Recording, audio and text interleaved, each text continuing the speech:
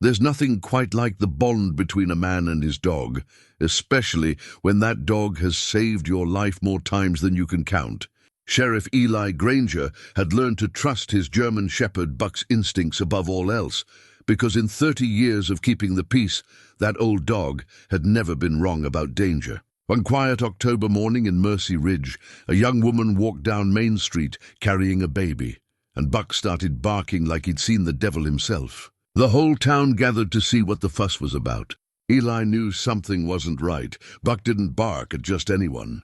What the sheriff didn't expect was that this stranger would uncover a 20-year-old secret that folks had died to keep buried. Could one dog's warning reveal a truth that would change everything the town thought they knew?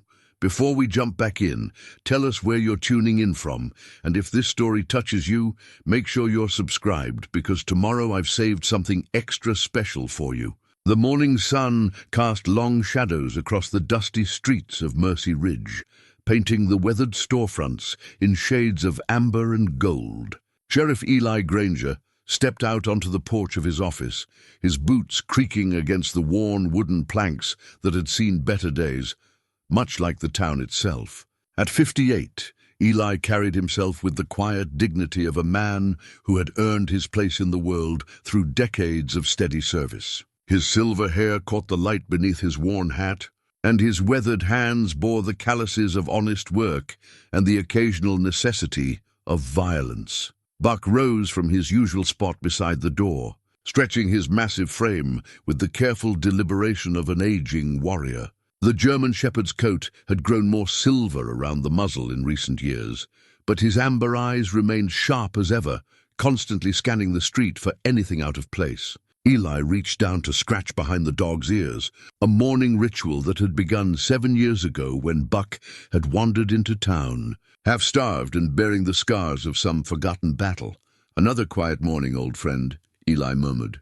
Though both man and dog knew that quiet could change in an instant, the badge pinned to Eli's vest caught the sunlight, a tarnished silver star that had been polished clean by 30 years of wear. He'd been sheriff of Mercy Ridge longer than some of the townspeople had been alive, having taken the job as a young man full of idealism and a belief that justice could be served with a firm hand and an honest heart. The years had tempered that idealism with wisdom, but they hadn't diminished his commitment to protecting the people who called this dusty corner of the territory home.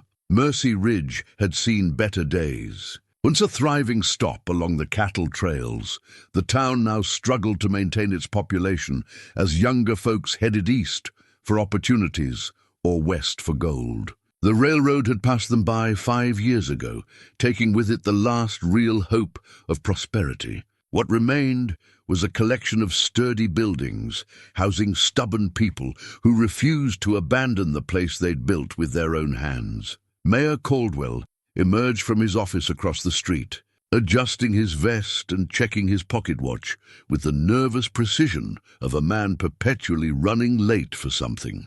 Harold Caldwell had been mayor for 15 years, and in that time had perfected the art of looking important while accomplishing very little. His round face perpetually glistened with perspiration, whether from the heat or his own anxiety. Eli had never been quite sure. "Morning, Sheriff," Caldwell called out, his voice carrying that particular tone politicians used when they wanted something but weren't quite ready to ask for it yet. Eli touched the brim of his hat in acknowledgement. "Harold." Doc Morrison's office sat next to the mayor's, its windows already open to catch the morning breeze.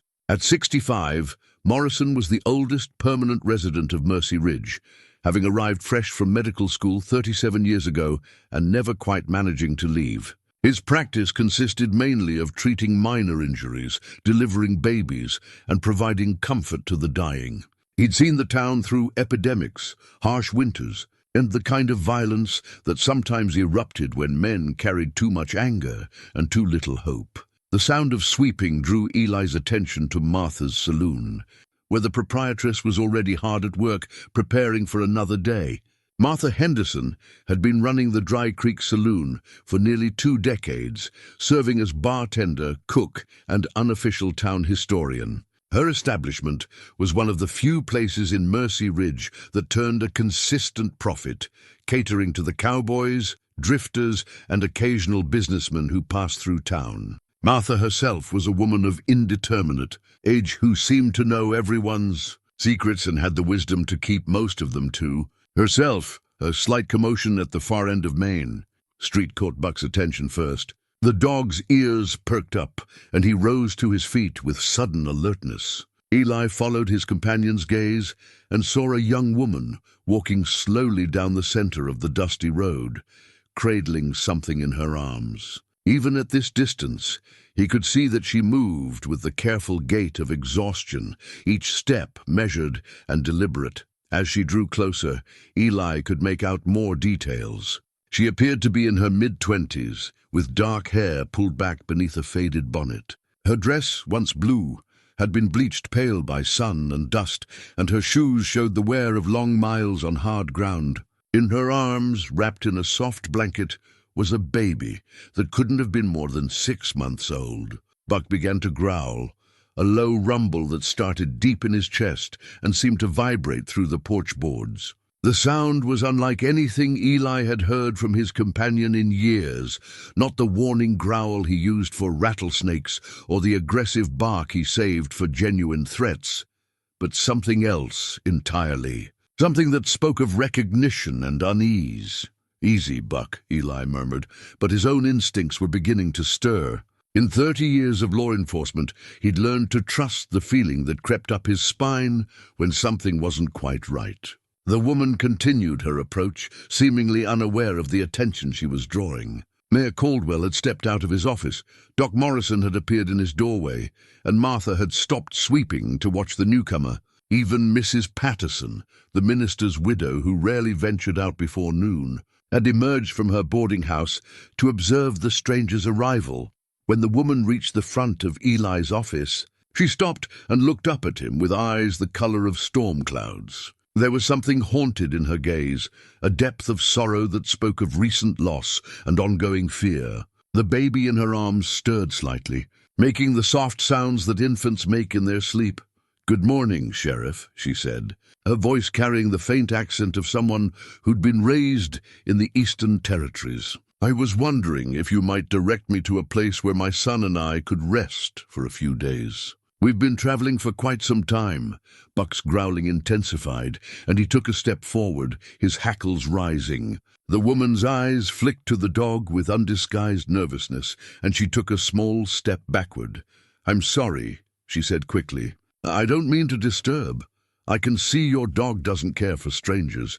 Eli studied her face, noting the fine tremor in her hands and the way she held the baby protectively against her chest. Everything about her spoke of a woman on the run, though from what or whom remained unclear. "Buck's usually more welcoming to visitors," Eli said carefully. "Mrs. Patterson runs a boarding house just down the street. She'll see you settled with a room and meals." The woman nodded gratefully. But before she could respond, Buck's growl erupted into a series of sharp barks that echoed off the buildings like gunshots. The baby woke with a start, crying at the sudden noise, and the woman took several more steps backward, her face pale with alarm. "Buck!" Eli commanded sharply, but the dog ignored him completely, continuing to bark with an intensity that drew every person on the street out of their buildings. The woman turned and hurried toward the boarding house, the baby's cries mixing with Buck's continued barking to create a cacophony that seemed to hang in the air long after she disappeared inside. Only then did Buck finally fall silent, though he remained tense and alert, his eyes fixed on the boarding house door. Eli knelt beside his companion, placing a steadying hand on the dog's neck. Buck's heart was racing, and he panted as if he'd just run a great distance. In 7 years together, Eli had never seen the dog react to anyone the way he'd just reacted to this woman and her child. "What is it, boy?" he asked quietly. "What did you see that I missed?" But Buck just whined softly and pressed closer to his master, his eyes never leaving the boarding house where the stranger had taken refuge. Somewhere deep in his animal instincts, the dog had recognized something that his human companion had yet to understand, something that would soon turn the quiet town of Mercy ridge upside down and force long-buried secrets into the harsh light of day. 3 days had passed since the woman's arrival, and Buck's behavior had not improved. If anything, the dog's agitation seemed to intensify each time they walked past the boarding house. Eli had tried everything he could think of to calm his companion: extra walks, longer meals, even a visit to the creek where Buck usually enjoyed splashing in the shallow water. Nothing worked. The dog remained on edge, alert to every sound from the direction of Mrs. Patterson's establishment. The woman had given her name as Sarah Collins, claiming to be a widow traveling west after her husband's death from consumption. She'd paid Mrs. Patterson for a week's lodging with worn but genuine silver coins and had kept largely to herself, venturing out only for necessities and always hurrying back when she noticed people watching her. The baby, a boy she called Timothy, seemed healthy enough, though Doc Morrison had yet to examine him, despite Sarah's supposed concern about the rigors of travel on such a young child. Eli found himself walking past the boarding house more frequently than his usual rounds required, telling himself he was simply being cautious. Buck's instincts had never steered him wrong before, and the dog's continued distress suggested something significant that warranted investigation. Still, he couldn't quite bring himself to confront Sarah directly without more concrete reason than his companion's unusual behavior. On Thursday afternoon, while making his rounds, Eli encountered Sarah emerging from the general store with a small package clutched in her arms. Buck immediately began his now familiar routine of low growling and raised hackles, but this time Eli was close enough to observe Sarah's reaction more carefully. Her face went pale, and her grip on the package tightened noticeably. More telling was the way she positioned herself to keep the baby as far from Buck as possible, even going so far as to cross to the other side of the street. "Mrs. Collins," Eli called out, touching his hat brim politely. "I hope you're finding everything you need in our town." Sarah paused, glancing nervously at Buck before meeting Eli's eyes. "Yes, thank you, Sheriff. Everyone has been very kind." There was something about her voice that nagged at Eli, a careful quality, as if she were choosing each word with deliberate precision. He'd heard that tone before, usually from people who were trying very hard not to lie, while also not telling the complete truth. "I couldn't help but notice my dog's reaction to you," Eli said gently. "Buck's usually quite friendly with visitors. He's been my partner for 7 years now, and I've learned to pay attention when he gets worked up about something." Sarah's eyes darted between Eli and Buck, and she shifted the baby higher in her arms. "Perhaps he senses that Timothy and I are still grieving. Animals can be sensitive to such things, can't they?" "They can indeed," Eli agreed, though Buck's behavior suggested something far more specific than a general sensitivity to grief. "How old is your boy?" 6 months, Sarah replied quickly, then added, "He was born just before my husband took ill." Eli nodded, filing away the information. "It must be difficult traveling alone with such a young child. Do you have family waiting for you out west?" For just a moment, Sarah's carefully composed expression slipped, revealing something that looked very much like fear. "A sister," she said, "in California. She's expecting us by winter." Buck chose that moment to take a step forward, and Sarah immediately backed away, clutching the baby protectively. The movement was instinctive, defensive in a way that spoke of genuine terror rather than simple nervousness around an unfriendly dog. "I should get Timothy back to our room," Sarah said hurriedly. "He needs his afternoon feeding." Before Eli could respond, she was hurrying across the street toward the boarding house, moving with the quick, furtive steps of someone who wanted to be anywhere else. Buck watched her go, his body remaining tense until she disappeared through the boarding house door. That evening, Eli paid a visit to Doc Morrison. He found the elderly physician cleaning his instruments by lamplight, a ritual that had become more elaborate over the years as Morrison's understanding of infection and disease had grown. "Evening, Doc," Eli said, settling into the chair across from Morrison's desk. "I wanted to ask you about our visitor, Mrs. Collins." Morrison looked up from his work, his weathered face creased with concern. "I've been wondering when you'd come asking about her. That dog of yours has the whole town talking. Have you had a chance to examine the baby?" "That's just it," Morrison said, setting down his instruments. "She hasn't brought him by, despite mentioning concerns about his health to Mrs. Patterson. Most mothers traveling with an infant that young would want a doctor to take a look, especially after hard travel." Eli leaned forward. "What else have you noticed?" Morrison was quiet for a moment, considering his words. "Mrs. Patterson mentioned that the woman seems to know things about caring for infants that don't quite match with her story of being a new mother. She handles the baby with confidence, knows exactly how to soothe him, anticipates his needs. It's the kind of knowledge that usually comes from experience or from having older children. Possibly. There's something else, though. Mrs. Patterson got a look at some of the baby's things when she was helping with laundry. The blanket he's wrapped in, it's not machine-made store goods. It's hand-woven, and the pattern is distinctive. Old-fashioned, the kind of work that takes considerable skill." Eli felt a chill run down his spine. "Distinctive how?" Morrison reached into his desk drawer and pulled out a small piece of fabric. Mrs. Patterson recognized the pattern because she'd seen it before. Her late husband used to trade with families throughout the territory, and she has a good memory for such things. The weaving style is specific to families who settled in the northern valleys about 25 years ago. The fabric was a soft wool, dyed in muted blues and greens, with an intricate geometric pattern woven throughout. Even in the lamplight, Eli could see the quality of the work. This wasn't something that could be purchased in any general store. "The northern valleys," Eli repeated slowly. "Doc, that's where the Whitmore family had their spread." Morrison nodded grimly. "The same Whitmore family that was massacred 20 years ago.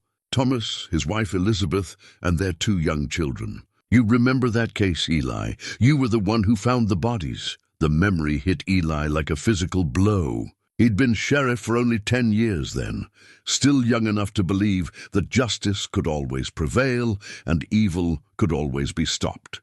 The Whitmore murders had been his first real encounter with the kind of senseless brutality that could destroy an entire family in a single night. The case had never been solved, despite his best efforts and those of the territorial marshal who'd been called in to assist. "The whole family was killed," Eli said quietly. "No survivors? That's what we believed," Morrison replied.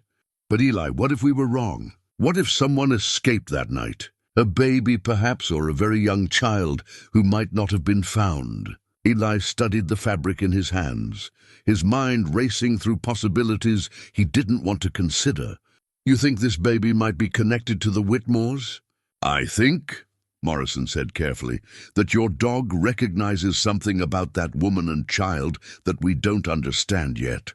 Buck was already full grown when you found him 7 years ago. If he'd been living wild in the territory before then, he might have encountered the Whitmores. Dogs have long memories for scents and sounds."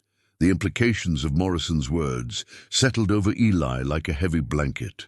If the baby was somehow connected to the Whitmore family, then Sarah Collins wasn't just a grieving widow passing through town. She was either someone who had survived a massacre that was supposed to have killed everyone, or someone who had taken a child who rightfully belonged to a family that no longer existed. "There's something else," Morrison continued. "I've been thinking about the timing. If this baby is 6 months old, as she claims, he would have been born around April.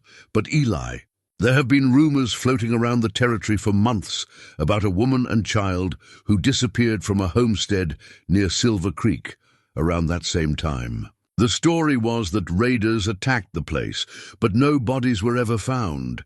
Eli felt the pieces of a puzzle beginning to form in his mind, though the picture they created was one he didn't like. "You think she might have taken the baby from someone else?"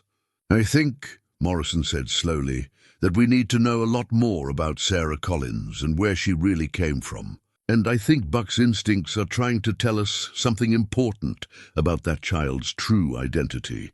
Outside, as if summoned by their conversation, Buck began to bark again, the same sharp, urgent sound that had greeted Sarah's arrival 3 days earlier.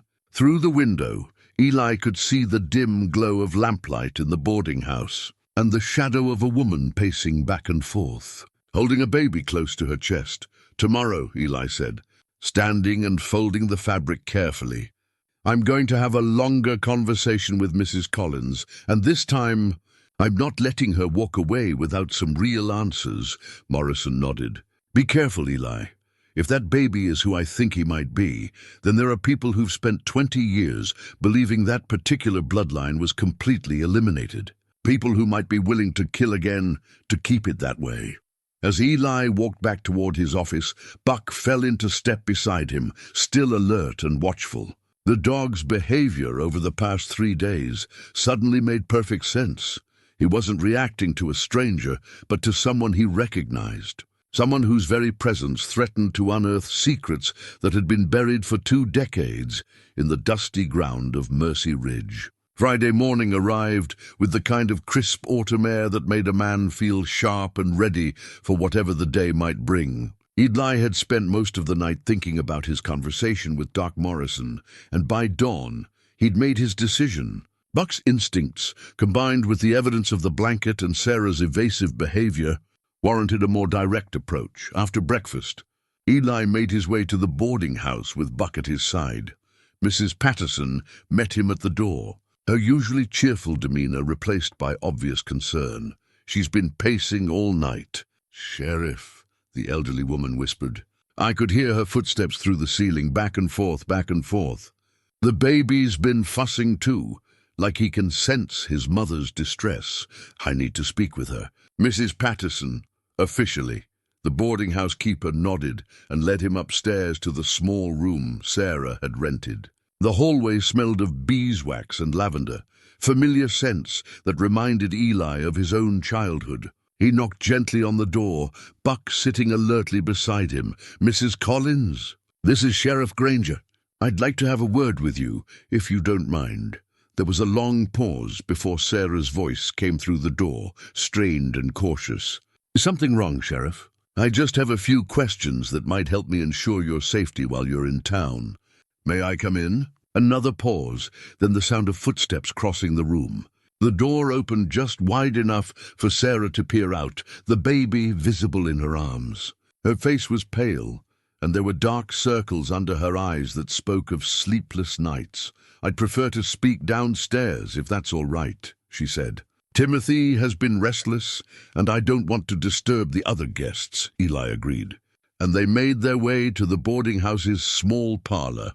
Mrs. Patterson tactfully withdrew to the kitchen, leaving them alone except for Buck, who positioned himself near the door and fixed his amber eyes on Sarah with unwavering attention. Sarah settled into a chair near the window, arranging the baby's blanket carefully. In the morning light, Eli could see the intricate pattern more clearly, the same geometric design that Doc Morrison had shown him the night before. The sight of it sent a chill through him, but he kept his expression neutral.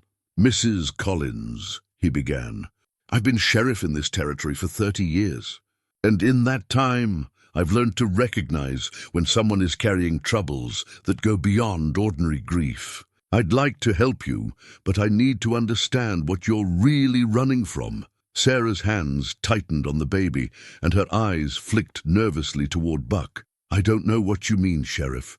I told you, I'm traveling to my sister in California." "The blanket your baby is wrapped in," Eli said gently. "It's a distinctive piece of work, hand-woven with a pattern that's specific to families who settled in the northern valleys 25 years ago."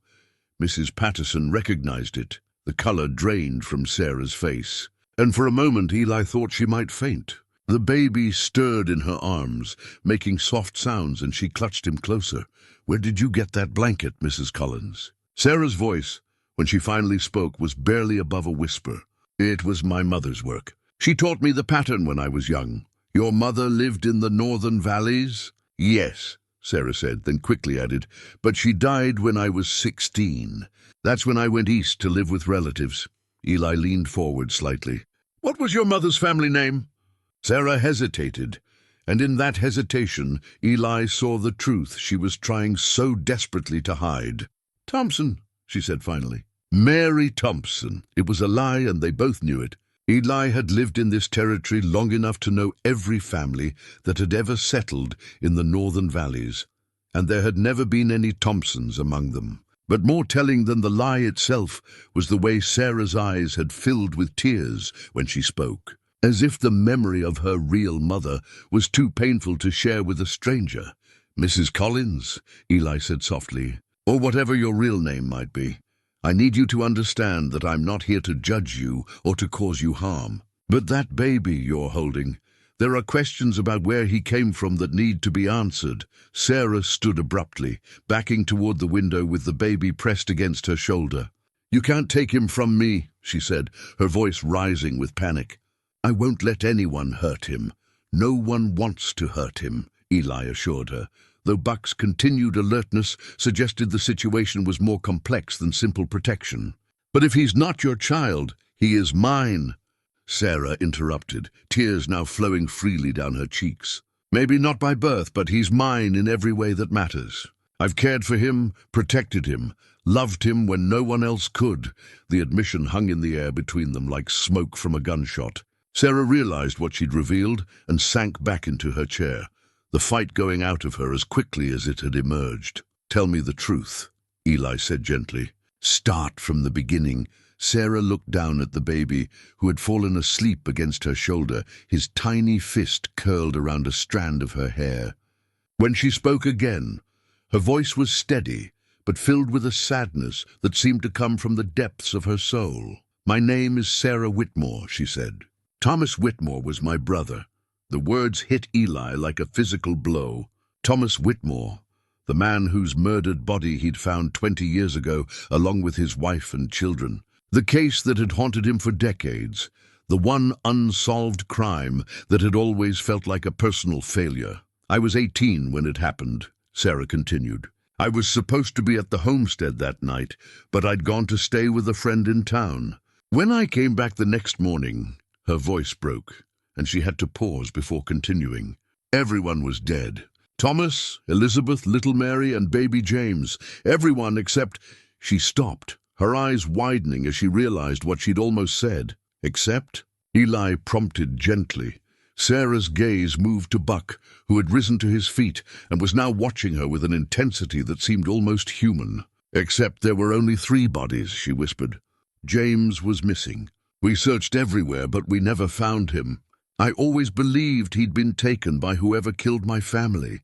Eli felt the pieces of the puzzle clicking into place with devastating clarity. "How old would James Whitmore be now if he had lived?" 6 months, Sarah said, her voice barely audible. "He'd be exactly 6 months old." The silence that followed was broken only by the soft sounds of the baby's breathing and Buck's quiet whine. Eli looked at the child in Sarah's arms, the baby she'd claimed as her own, the infant whose presence had driven Buck into a frenzy of recognition and protection. "You found him," Eli said. "It wasn't a question," Sarah nodded, tears streaming down her face. 3 weeks ago, at a homestead near Silver Creek. The family that had him was dead, killed by raiders, they said. But I knew him, Sheriff. I knew him the moment I saw him. He has the Whitmore birthmark, right here." She touched a spot just below the baby's left ear. "And he was wrapped in this blanket, the one our mother made for him before she died. So you took him." "I saved him," Sarah corrected fiercely. "He's the last of our family, the only survivor of what happened that night. I couldn't leave him to be raised by strangers who would never know who he really was." Eli sat back in his chair, overwhelmed by the implications of what he'd just learned. The baby in Sarah's arms wasn't just any child. He was James Whitmore, the missing heir to a family that had been brutally murdered 20 years ago. And if that was true, then there were people in Mercy Ridge who had believed for 2 decades that their secret was safe, that every witness to their crimes had been eliminated, people who might be willing to kill again to keep it that way. The revelation hung between them like a loaded gun, dangerous and impossible to ignore. Eli studied Sarah's face, seeing past the fear and exhaustion to the determined woman underneath. She had the same strong jawline as her brother Thomas, The same deep-set eyes that had looked at him with trust 20 years ago when they discussed expanding the cattle operation. "I need to see your proof," Eli said quietly. "If this baby truly is James Whitmore, there will be evidence beyond just your word and a blanket." Sarah nodded and carefully shifted the sleeping infant to one arm while reaching into her traveling bag with the other. She withdrew a small bundle wrapped in oiled cloth, her movements careful and deliberate. "I kept some things from that night," she said, unfolding the cloth to reveal a collection of items that made Eli's chest tighten with recognition. "The authorities told me to burn everything, said it was too painful to keep. But I couldn't let go of all traces of my family." The first item was a daguerreotype in a silver frame, the metal tarnished but the image still clear. It showed Thomas and Elizabeth Whitmore on their wedding day, both young and smiling, hope shining in their eyes. Beside them stood a younger Sarah, barely 18, her arm linked through Elizabeth's in the easy intimacy of sisters-in-law who had become true friends. "Thomas always said I should have been born a Whitmore," Sarah said softly, touching the edge of the photograph. "He used to joke that I had more of the family stubbornness than he did." The second item was a small leather journal, its pages yellowed with age. Eli recognized Thomas's careful handwriting on the visible page. The man had been meticulous about recording everything from cattle counts to weather patterns. "He wrote in this every day," Sarah explained, "even on the day he died. I found it hidden under a loose floorboard in their bedroom after the funeral." Eli opened the journal carefully, noting that several pages near the end had been torn out. The final entry was dated 3 days before the murders, and the handwriting was noticeably more hurried than in earlier passages. "Someone's been asking questions about the North Pasture again," Eli read aloud. "The same man who was sniffing around last month. Sarah thinks I'm being overly cautious, but something doesn't sit right. If anything happens to us, the truth is hidden where only she would think to look." Sarah reached over and turned several pages back, pointing to an entry from 2 months earlier. "Read this one. Met with Wells again today about the mineral survey. He's more insistent than ever that I sell the north section, but I won't be rushed into anything. Elizabeth thinks there's something he's not telling us about what they found up there. Doc Morrison mentioned seeing surveyors on our land without permission last week. Need to talk to Sheriff Granger about this." Eli felt a chill run down his spine.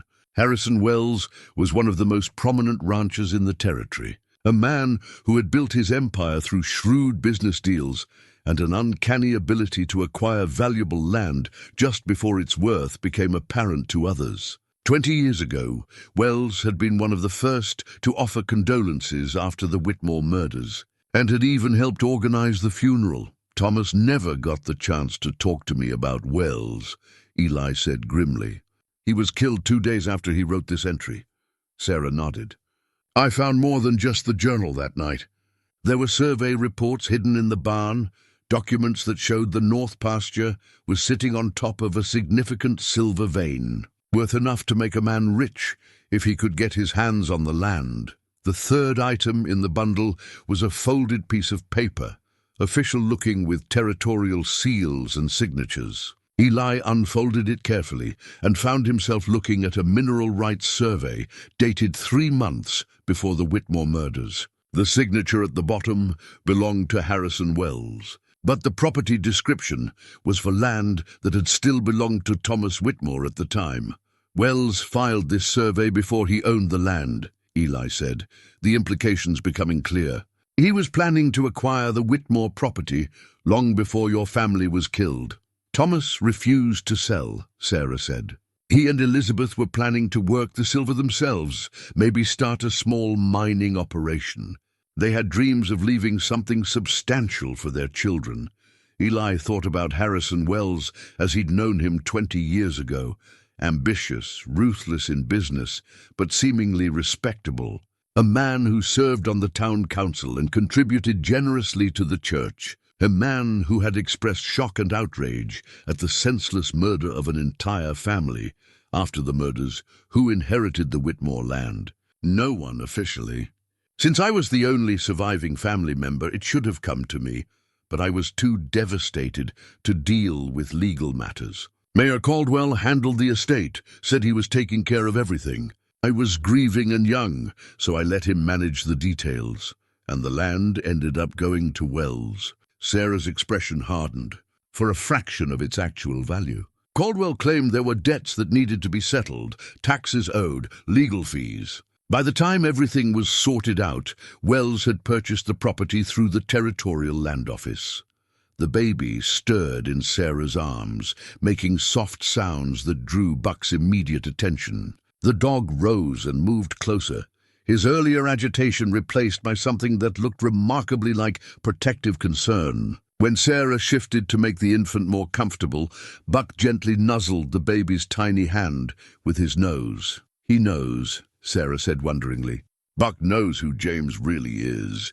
Eli studied his longtime companion, remembering the circumstances under which they'd found each other. Buck had wandered into town 7 years ago, half-starved and bearing old scars. At the time, Eli had assumed the dog was a survivor of some forgotten conflict or accident. But now he wondered if Buck's history might be connected to the Whitmore property. "Buck, where did you come from before you found me?" Eli asked softly, though he knew the dog couldn't answer. As if responding to the question, Buck moved to the window and looked out toward the north end of town, the direction of the old Whitmore homestead. His behavior was different now, less agitated and more purposeful, as if Sarah's revelation had clarified something that had been troubling him for days. "There's something else you need to know," Sarah said, her voice dropping to barely above a whisper. "I wasn't the only one who survived that night. Someone else was there, someone who helped me escape." Eli's attention snapped back to her. "Who?" "My brother Jake. He's 2 years younger than me, and he was staying at the homestead that week to help with the cattle drive. When the killers came, Thomas told him to take me and run. We hid in the root cellar while—" Her voice broke, and she had to pause before continuing. "While they murdered our family upstairs. Where is Jake now?"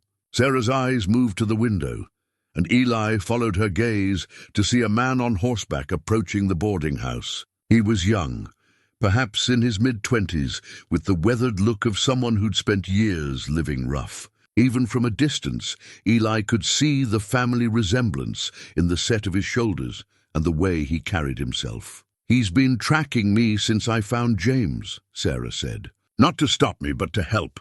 Jake knows the truth about what happened that night, and he knows who was responsible. He's been gathering evidence for 20 years, waiting for the right moment to bring our family's killers to justice." The sound of boots on the boarding house steps announced Jake's arrival.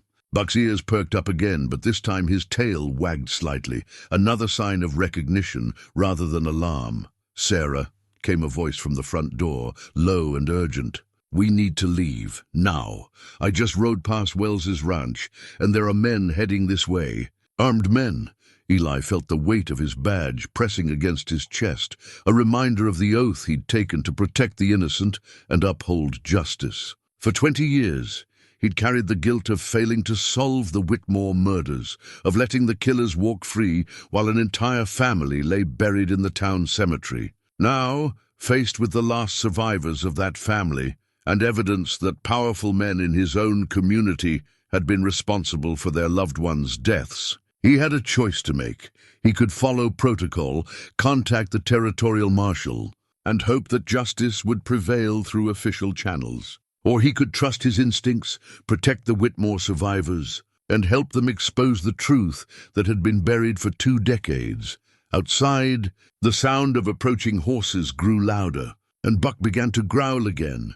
Not at Sarah and the baby this time, but at whatever threat was riding toward them through the dusty streets of Mercy Ridge. The decision came to Eli as naturally as breathing. 20 years of guilt and unanswered questions crystallized into a moment of absolute clarity.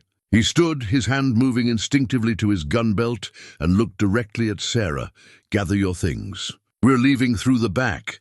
Jake burst through the front door of the boarding house just as Mrs. Patterson appeared from the kitchen, her face pale with alarm. He was a lean man with sun-weathered skin and eyes that held the same haunted quality as his sister's. but there was a hardness to him that spoke of years spent looking over his shoulder. "Jake," Sarah said, relief evident in her voice despite the circumstances. "Sister." Jake's gaze moved to Eli, assessing. "Sheriff Granger, I presume?" "Sarah's told me about you in her letters." "Letters?" Eli asked, even as he moved toward the window to check the approaching riders. "I've been tracking Sarah for weeks, making sure she stayed safe," Jake explained quickly. "We've been communicating through coded messages left at trading posts. When she wrote that she'd found James and was bringing him here, I knew it was only a matter of time before Wells figured out what was happening." Through the lace curtains, Eli could see 5 riders approaching at a steady pace. Even from a distance, he recognized the lead rider's distinctive black hat and the way he sat his horse with the confidence of a man accustomed to being obeyed. Harrison Wells himself, accompanied by 4 men who had the look of hired guns rather than ranch hands. "Mrs. Patterson," Eli said urgently, "is there a back way out of this building?" The elderly woman nodded, her hands wringing her apron. "Through the kitchen and out the garden door. It leads to the alley behind Miller's store. Take Sarah and the baby that way. Jake and I will follow in a moment." Sarah gathered her belongings quickly, wrapping James more securely in his blanket. The baby had awakened during the commotion, but remained calm, as if sensing the need for quiet. Buck moved to her side, his protective instincts now fully engaged. "Sheriff," Mrs. Patterson whispered, "what should I tell them when they come asking?" "Tell them the truth, that I was here asking questions, but that Mrs. Collins left town this morning." "You don't know where she went?" Jake pulled a long object wrapped in canvas from behind his back, a rifle that looked like it had seen considerable use. "I've been tracking Wells' operation for years," he said quietly. "He's not just responsible for our family's death. There have been others. Homesteaders who wouldn't sell, small ranchers who got in his way, always made to look like accidents or raids." The sound of hoofbeats in the street grew louder. Eli moved to the side window and saw Wells dismounting in front of the boarding house, his movements deliberate and confident. The man had aged well over the past 20 years. His hair now silver, but his bearing still that of someone accustomed to getting his way. "Go," Eli told Sarah and Jake. "Head for the old Miller place outside town. It's been abandoned for 3 years, but the buildings are still sound. I'll meet you there after I deal with Wells." Sarah hesitated. "Sheriff, he's dangerous. If he suspects you know the truth, I've been dealing with dangerous men for 30 years, Eli assured her. "Go protect your nephew. That's what matters now." Jake took Sarah's arm gently. "He's right, Sarah. We need to get James somewhere safe." As they disappeared through the kitchen, Eli heard the front door of the boarding house open and the sound of heavy boots on the wooden floor. Buck remained at his side, alert and ready, though Eli could see the conflict in the dog's amber eyes, the desire to protect the Whitmore baby warring with loyalty to his master. "Sheriff Granger?" Wells's voice carried the cultured tones of a man who'd learned to speak like Eastern money, even though he'd been born to dirt farmers. "Mrs. Patterson said you might be here." Eli walked to the front parlor, his hand resting casually on his gun butt. Wells stood in the center of the room, his hat in his hands, and a concerned expression on his face that didn't quite reach his eyes. Behind him, 2 of his men remained visible through the open door. "Harrison," Eli said with a nod. "What brings you to town?" "I heard there was a woman staying here with a baby, and some of my men thought they recognized her from descriptions we've been given." Wells's smile was practiced and empty. "We've been asked to keep an eye out for a woman who may have been involved in the Silver Creek incident a few weeks back." Silver Creek incident. Terrible business. A family was murdered by raiders, and their baby was taken. The Territorial Marshal's office has been circulating descriptions, asking for assistance in locating the child. Eli kept his expression neutral, though inwardly he admired Wells's preparation. The man had obviously anticipated this moment and crafted a story that would justify his interest in Sarah and James. "I spoke with the woman earlier," Eli said. "Widow named Collins, traveling to California with her son. She seemed legitimate enough, though my dog took a dislike to her for some reason." Wells' eyes sharpened slightly. "Your dog?" Buck here has been acting strange around her. Can't figure out why." As if on cue, Buck growled low in his throat. But the sound was directed at Wells rather than in memory of Sarah. The rancher took a small step backward, his comfortable demeanor slipping just slightly. "Animals can be unpredictable," Wells said. "Where is Mrs. Collins now?" "Left town this morning. Said she wanted to make the next settlement before dark." "Which direction?" Eli paused as if thinking. "South, I believe. Toward the Prescott Road." Wells nodded, but Eli could see the calculation behind his eyes. The man was weighing how much to trust this information, how much to reveal about his own knowledge of the situation. "Harrison," Eli said casually, "you seem awfully interested in one traveling woman. Is there something specific about this Silver Creek business that has you concerned?" "Just doing my civic duty, Sheriff. These raiders have been hitting homesteads throughout the territory. If they're taking children now, it's everyone's responsibility to help recover them." "Of course." Eli stepped closer, studying Wells's face. "Funny thing, though. I've been sheriff here for 30 years, and I don't recall ever receiving any official communication about the Silver Creek incident. No wanted posters, no requests for assistance from the territorial marshal." For just a moment, Wells's mask slipped completely, revealing something cold and dangerous underneath. Then the practice smile returned, though it no longer reached his eyes at all. "Perhaps the communication got delayed," Wells said smoothly. "You know how slowly official messages travel out here." "Perhaps." Eli's tone remained conversational, but his hand never moved from his gun. "Well, if I hear anything more about this woman and child, I'll be sure to let you know." Wells replaced his hat and touched the brim in a gesture of farewell that carried no warmth. "I'd appreciate that, Sheriff. And if you should happen to remember any other details about which direction she went, or if she mentioned any specific destinations, I'll send word immediately." After Wells and his men rode away, Eli waited a full 10 minutes before making his own exit. Mrs. Patterson emerged from the kitchen, her face drawn with worry. "Sheriff, what's really happening here?" "The less you know, the safer you'll be," Eli told her gently. "If anyone asks, stick to the story we agreed on. Mrs. Collins left town this morning, heading south." "But she didn't, did she?" Eli met the old woman's eyes. "Mrs. Patterson, sometimes the law and justice aren't the same thing. Sometimes a man has to choose which one he's going to serve." As he and Buck made their way through the back alleys toward the old Miller place, Eli reflected on the choices that had brought him to this moment. For 20 years, he'd lived with the failure of the Whitmore case, the knowledge that killers walked free in his town. Now, faced with the evidence of their guilt and the chance to protect the last innocent members of that murdered family, he knew he'd made the only choice his conscience would allow. But he also knew that by choosing to protect Sarah, Jake, and baby James, he'd declared war on some of the most powerful men in the territory. Men who had killed before and wouldn't hesitate to kill again to protect their secrets.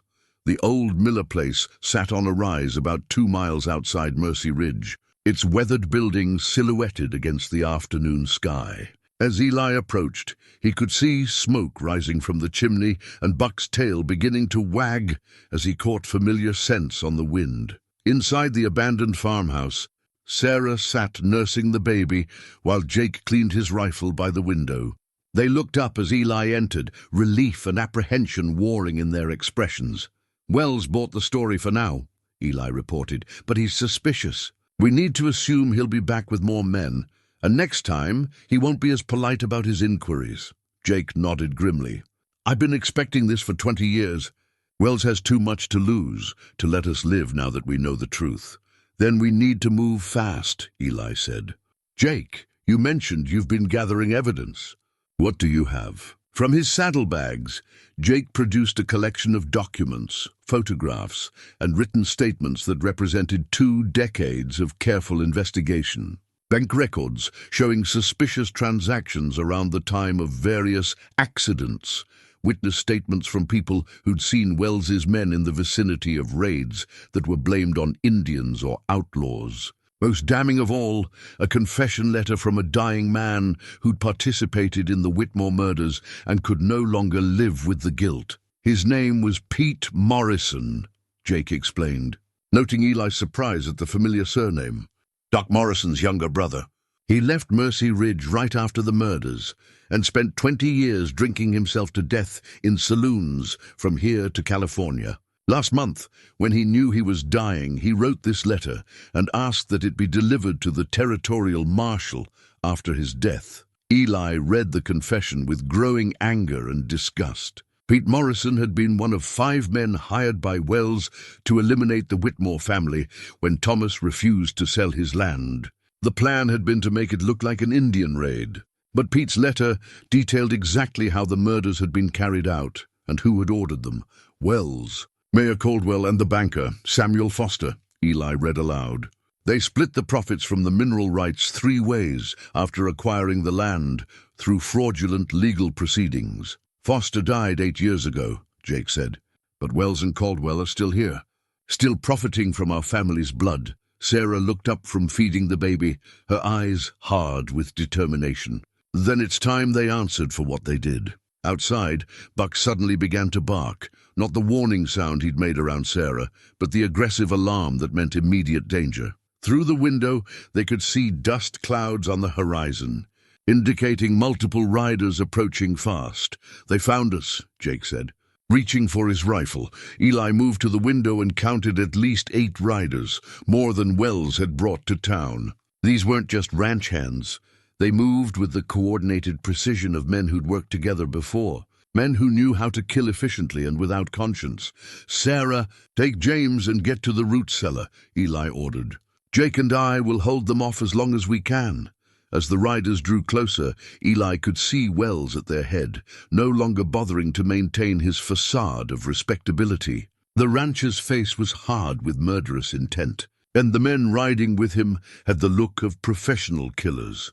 20 years after the first Whitmore massacre, Harrison Wells was preparing to finish what he'd started. But this time, he wouldn't find an unsuspecting family caught off guard in their beds. This time he would face a sheriff who knew the truth, a survivor who'd spent 2 decades preparing for this moment, and a dog whose loyalty had survived 20 years of separation from the family he'd once failed to protect. The old Miller farmhouse had been built by a man who understood the harsh realities of frontier life. Its thick log walls and strategic positioning on the rise provided natural defensive advantages that Jake had clearly considered when choosing it as their refuge. As Wells and his men approached, Eli could see why the younger Whitmore had survived 20 years of living as a hunted man. He had his brother's intelligence combined with the practical cunning that came from constant danger. There's a back way out through the storm cellar, Jake said, as he positioned himself at the front window. Connects to a drainage tunnel that comes out near the creek. If things go bad, Sarah can get James to safety that way. Eli took position at the side window, checking his ammunition. Buck crouched beside him, every muscle tense and ready. The dog's behavior had changed completely since the truth about the Whitmores had been revealed. Gone was the confusion and agitation, replaced by the focused alertness of a guardian protecting his pack. Jake, Eli said quietly, before this starts, I need to know something. Buck here. Where exactly did he come from? Jake's eyes never left the approaching riders, but a sad smile crossed his face. He was Thomas's dog originally, a wedding gift for Elizabeth, but Buck bonded with the whole family. He was in the barn the night they died, probably saved his life. After Sarah and I escaped, we tried to take him with us, but he was hurt, caught some buckshot in his hind leg. We had to leave him behind, and he found his way to me 7 years later. Dogs have long memories, Sheriff. Buck probably spent years searching for any trace of our family. When he couldn't find us, he found the next best thing, the lawman who was trying to solve our case. The revelation hit Eli like a physical blow. Buck hadn't just wandered into his life by chance. The dog had been drawn to him because some animal instinct recognized Eli as someone who cared about justice for the Whitmore family. For 7 years, Buck had been waiting for this moment, when his protective instincts could finally serve their original purpose. The sound of hoofbeats grew louder as Wells's group spread out in a rough circle around the farmhouse. They were professional in their approach, covering all possible escape routes while staying far enough back to avoid easy rifle shots from the windows. "Sheriff Granger!" Wells's voice carried clearly across the distance. "I know you're in there. Send out the woman and child, and we can discuss this like civilized men." Eli remained silent, studying the positions of the surrounding riders. 8 men, all armed, all dangerous. The odds weren't good, but the farmhouse's defensible position and Jake's obvious experience with this kind of situation gave them a fighting chance. "You're harboring criminals, Sheriff," Wells continued. "That woman murdered a family and stole. And their child. I'm here on behalf of the territorial authorities to recover the boy and bring her to justice." "He's good," Jake murmured. "Even now, he's creating a story that will justify whatever he does to us." From the root cellar below came the soft sound of Sarah's voice singing a lullaby to keep James calm. The melody was one Eli remembered from his own childhood, a gentle song that seemed almost impossible in the midst of such violence and danger. "Sheriff," Wells called again, "I'm going to count to 10, and then my men are going to start shooting. You can end this peacefully by sending out the woman." 1. Eli checked his rifle, making sure a round was chambered. 2. Jake shifted position, slightly getting a better angle on the riders to the north. 3. Buck's growl was so low it was felt rather than heard, a vibration that seemed to come from the earth itself. 4. Through the side window, Eli could see one of Wells's men dismounting and moving closer to the house, using his horse as cover. 5. Another rider was circling toward the back, probably hoping to find an entrance that wasn't being watched. 6. Sarah's lullaby continued from below, a thread of beauty and innocence in a world suddenly full of murderous intent. 7. Jake caught Eli's eye and nodded toward the barn. 2 men were positioning themselves there, planning to use it as a base for covering fire. 8. The rider near the side window was now close enough for Eli to see his face. A hard man with the cold eyes of someone who killed for money rather than passion. 9! Eli took aim, knowing that in a few seconds the careful standoff would explode into violence. 10! The silence that followed seemed to stretch forever, as if the whole world was holding its breath. Then Wells's voice rang out with cold finality. "Take the house!" The first shot came from the barn, shattering the front window where Jake was positioned. The younger Whitmore had anticipated it, though, dropping below the sill, just as the glass exploded above his head. His return shot was immediate and accurate. One of the men in the barn cried out and tumbled from the loft. Eli's target at the side window had expected the shooting to provide cover for his approach, but Buck had other ideas. The dog launched himself through the partially open window with the speed and fury of a wolf, taking the gunman completely by surprise. The man's scream was cut short as Buck's jaws found his throat, and his rifle discharged harmlessly into the air. From multiple directions, Wells's remaining men opened fire on the farmhouse. Bullets thudded into the thick log walls and shattered the remaining windows, filling the air with flying splinters and the acrid smell of gunpowder. Eli and Jake returned fire methodically, making every shot count. "There's someone trying the back door," Sarah called from below, her voice tight with controlled fear. Jake spared a quick glance toward the rear of the house. "I've got it." He moved swiftly through the interior, his rifle ready. Eli heard the back door splinter under the impact of an axe, followed immediately by Jake's rifle shot and a man's cry of pain.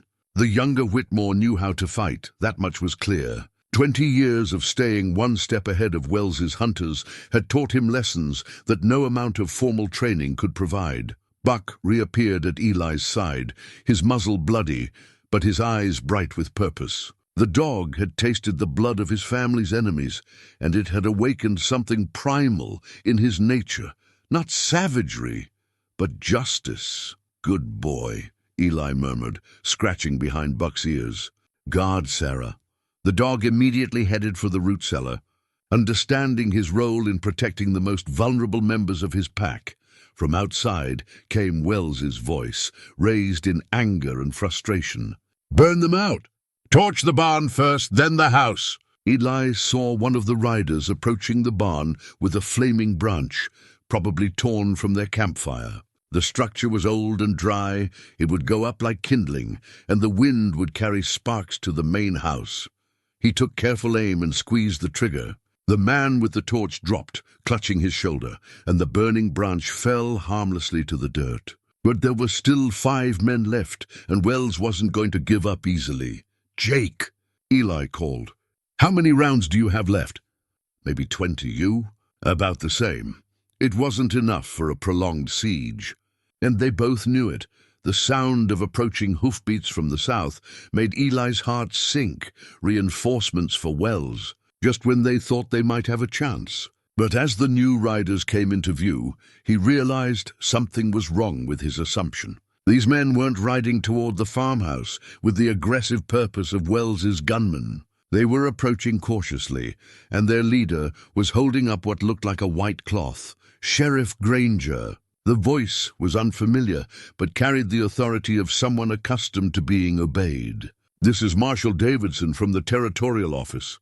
"Cease fire immediately!" Wells's men stopped shooting, though they maintained their positions around the farmhouse. Through the broken front window, Eli could see Wells himself riding toward the new arrivals, his face a mask of barely controlled rage. "Marshal Davidson!" Wells called out. "Thank God you're here. These people are holding a kidnapped child. I've been trying to recover the boy for the territorial authorities." The marshal, a lean man with iron-gray hair and the bearing of a career lawman, listened to Wells's explanation with a neutral expression. When the rancher finished, Davidson turned toward the farmhouse. "Sheriff Granger, I received some very interesting documents from a dying man named Pete Morrison. I think we need to have a conversation." Jake looked at Eli with surprise and hope. He got Pete's confession letter. The marshal knows the truth, but Wells wasn't finished. Even as the marshal spoke, Eli could see the rancher's hand moving toward his gun. 20 years of murder and theft had brought Wells too far to let one federal marshal stop him now. "Marshal, you don't understand," Wells shouted, drawing his weapon. "These people are dangerous criminals." The shot that followed came not from Wells, but from Jake's rifle. The younger Whitmore had been watching Wells carefully, and when the rancher's gun cleared leather, Jake was ready. Wells pitched backward from his saddle, his unfired weapon spinning away into the dust. The remaining gunmen, seeing their leader fall and faced with a federal marshal and his deputies, began to lower their weapons. The fight was over as suddenly as it had begun, leaving only the smell of gunpowder and the echo of violence hanging in the afternoon air. Marshal Davidson dismounted and walked toward the farmhouse, his hands visible and empty. "Sheriff Granger!" "I think it's time we all had a proper conversation about what really happened to the Whitmore family 20 years ago." As Eli stepped out of the farmhouse, Buck at his side and Jake covering him from the window, he felt the weight of 2 decades lifting from his shoulders. The truth was finally going to come to light, and the Whitmore family was finally going to get the justice they deserved. Marshal Davidson proved to be exactly what a federal lawman should be: thorough, fair-minded, and utterly dedicated to the truth. As evening settled over the Miller farmhouse, he sat at the old kitchen table, reviewing Jake's carefully compiled evidence, while Sarah nursed baby James and Eli provided coffee from supplies they'd found in the abandoned Ventry. 20 years of investigation, Davidson said, shaking his head as he read through Pete Morrison's confession letter for the 3rd time. "Mr. Whitmore, you've done work that would make any lawman proud." Jake nodded acknowledgement, but remained tense, as if he couldn't quite believe that their long nightmare might finally be ending. "I had to be careful." Wells had people everywhere, ranch hands, business associates, even some law enforcement officers who were willing to look the other way for the right price. "About that," Davidson said, looking up from the documents, "there's something in Pete Morrison's confession that troubles me. He mentions a 5th man involved in the original murders, someone he refers to only as the deputy, Says this man was the inside source who told Wells when your family would be most vulnerable. Eli felt a chill run down his spine. 20 years ago, I had a deputy named Frank Moser. Good man as far as I knew. He was killed during an apparent robbery attempt about 6 months after the Whitmore murders. Killed or disappeared. Davidson asked pointedly. We found his badge and some blood by the creek, but never recovered a body. I always assumed the current had carried him downstream. Davidson reached into his saddlebag and withdrew a small object wrapped in cloth. When he unfolded it, Eli found himself staring at a deputy's badge, tarnished with age, but unmistakably the same design as the one Frank Moser had worn. Where did you get that? Eli asked, his voice barely above a whisper. From Pete Morrison's effects. He kept it as proof of what he'd done, along with a letter explaining how Deputy Moser helped plan the attack on the Whitmore family. Sarah looked up from the baby, her face pale. You mean there's still another killer out there? Someone who helped murder our family and then disappeared? Not disappeared, Davidson said grimly. Relocated. According to Morrison's letter, Moser took his share of the mineral rights money and bought himself a new identity in a town about 50 miles east of here. He's been living there for 20 years under the name Franklin Miller. The name hit Eli like a physical blow. Franklin Miller, the man who'd been elected sheriff of Cedar Falls 3 years ago after the previous lawman died of a heart attack. Eli had met Miller at several regional law enforcement gatherings, had even considered him a colleague and friend. Miller, Eli said slowly. Sheriff Franklin Miller of Cedar Falls, Davidson nodded. The same, and according to the information I received from the territorial office yesterday, Sheriff Miller has been asking questions about unusual activity in Mercy Ridge. Specifically, he's been inquiring about reports of a woman and child matching Sarah's description. Jake's hands tightened on his rifle. He knows we're here.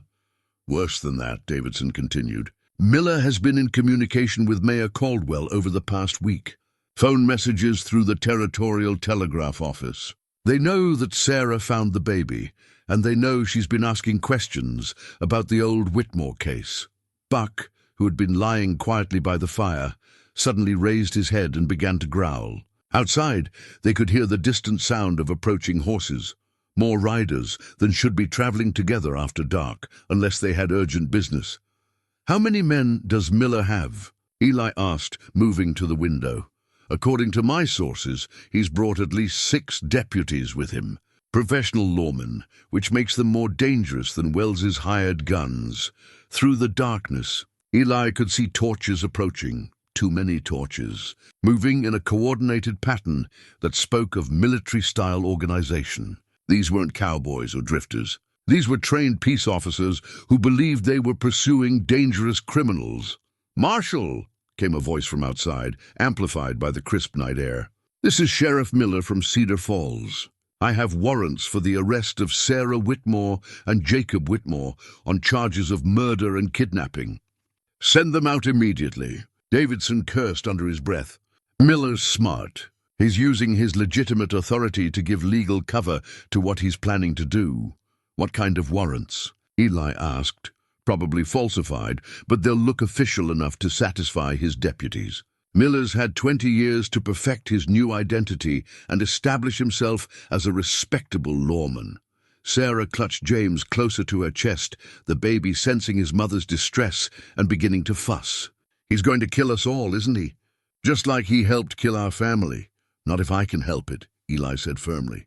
But even as he spoke, he could see the tactical situation was hopeless. Miller's men had surrounded the farmhouse with the efficiency of experienced lawmen, and unlike Wells's chaotic attack, this would be a methodical, professional operation. Marshal Davidson. Miller's voice called again. I know you're in there. You're interfering with a legal arrest. Stand down immediately. Davidson moved to the front window. Miller, I have evidence that those warrants are fraudulent. These people are under federal protection, pending investigation of territorial crimes. A long silence followed, and Eli could imagine Miller weighing his options.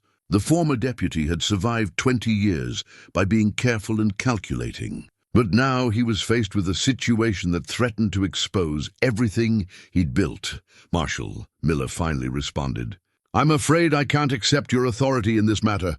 These are territorial warrants issued by a territorial judge. The suspects will be coming with me." "Like hell they will," Jake muttered, checking his rifle. But Davidson was already moving, gathering the evidence from the table and stuffing it into his saddlebag. "There's another way out of this," he said. "If we can get these documents to the territorial capital, we can expose the entire conspiracy. But someone needs to stay here and buy time." Eli understood immediately. "I'll hold them off. You get Sarah and the baby to safety." "Sheriff, no," Sarah protested. "You've done enough for us." "We can't ask you to—" "You're not asking," Eli interrupted gently. I'm choosing. 20 years ago, I failed your family. I'm not failing you now." Jake looked torn between his desire to fight and his duty to protect his sister and nephew. "There has to be another way." "There is," Eli said. "Buck goes with you. He'll protect James better than any of us could." The dog looked up at the sound of his name, and for a moment Eli could swear he saw understanding in those amber eyes. Buck had spent 20 years waiting for this moment, and he knew his duty. Davidson was already at the back door, checking the drainage tunnel Jake had mentioned earlier. "It comes out about a quarter-mile downstream. If we move now, we can reach the creek before Miller's men think to check that direction." Outside, Miller's voice had taken on an edge of impatience. "You have 5 minutes to send out the fugitives. After that, I'm coming in." Sarah kissed Eli's cheek, tears streaming down her face. "Thank you for believing in us. Thank you for caring about justice." Jake clasped Eli's hand firmly. "Take care of yourself, Sheriff. The territory needs men like you." As they disappeared into the drainage tunnel, Buck paused at the entrance and looked back at Eli. The dog's expression was unmistakably one of gratitude and farewell, not goodbye forever, but goodbye for now, until his duty to protect the Whitmore family was complete. Alone in the farmhouse, Eli settled in to wait for Miller's assault. He had plenty of ammunition, good defensive positions, and most importantly, he had the moral certainty that comes from finally standing on the right side of justice. Outside, he could hear Miller organizing his men with the efficiency of someone who'd done this before.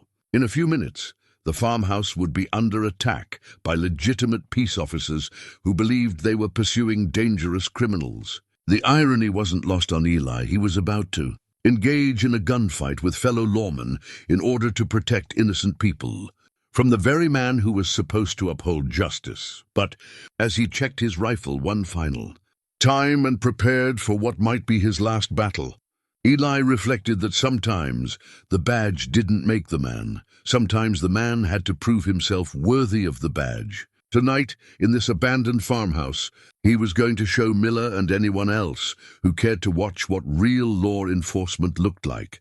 The sound of breaking glass from the back of the house announced that Miller's patience had run out. The final confrontation was about to begin, and Eli was ready for it. The first deputy through the back window never saw Eli coming. The man dropped into the kitchen with his gun drawn, expecting to find cowering fugitives, but instead found 30 years of law enforcement experience waiting for him. Eli's rifle butt connected with the deputy's temple, dropping him silently to the floor. "Johnson?" Miller's voice called from outside. "Report!" Eli remained silent, using the fallen deputy's confusion to reposition himself near the front of the house. Through the broken windows, he could see torches moving as Miller's men adjusted their positions. They were being careful, professional, which made them more dangerous than Wells's hired guns had been. "Johnson's not responding," he heard one of the other deputies say. "Want me to check on him?" "Negative," Miller replied. "They probably got him." "We go in together by the book," Eli smiled grimly. Miller might be a murderer and a traitor, but he was also an experienced lawman who understood tactics. This wasn't going to be easy. From his position by the front window, Eli could see Miller himself crouched behind a water trough about 30 yards away. Even in the flickering torchlight, there was something familiar about the man's profile, something that nagged at Eli's memory. Frank Moser had been a good-looking man, clean-shaven and confident. Franklin Miller wore a mustache and had the weathered appearance of someone who'd spent years in the sun. But underneath the disguise, Eli could see traces of the deputy he'd once trusted. The betrayal cut deep, even after 20 years. Moser had been at the Whitmore crime scene, had helped process the evidence, had even attended the funeral with what had seemed like genuine grief. All the while, he'd known exactly who was responsible for the murders, because he'd helped plan them. Sheriff Granger.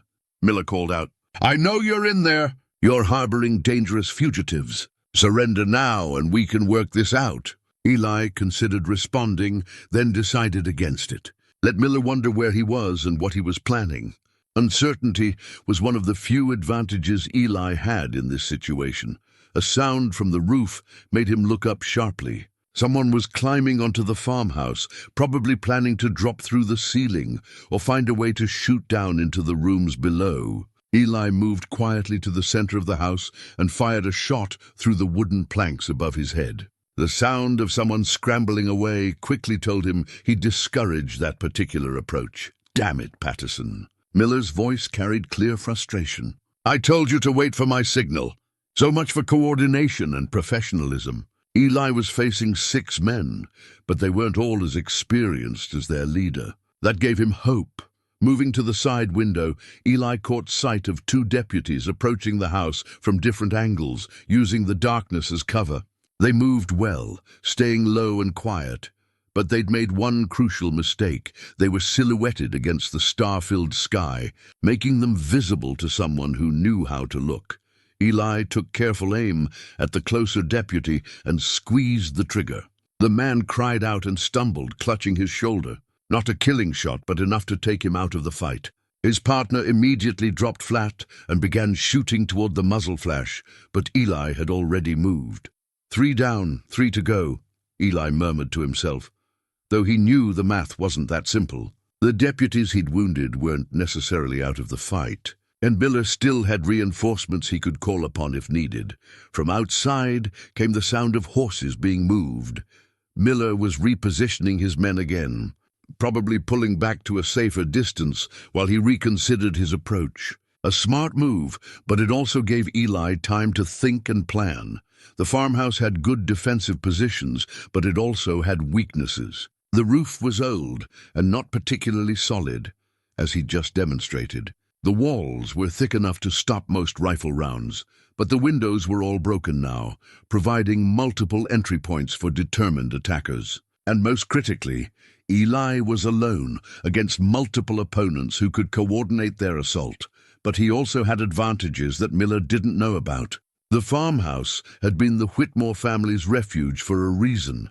Jake had prepared it over the years, stashing supplies and ammunition in hidden locations throughout the building. During their brief conversation earlier, Jake had mentioned some of these preparations, including a cache of weapons hidden in the root cellar. Moving carefully through the darkness, Eli made his way to the cellar entrance. The tunnel that Sarah, Jake, and Buck had used for their escape was still open, providing both a potential retreat route and a source of fresh air. But more importantly, Jake's supplies were exactly where he'd said they'd be. Hidden behind a false wall, Eli found 3 rifles, several boxes of ammunition, and something even more useful, dynamite.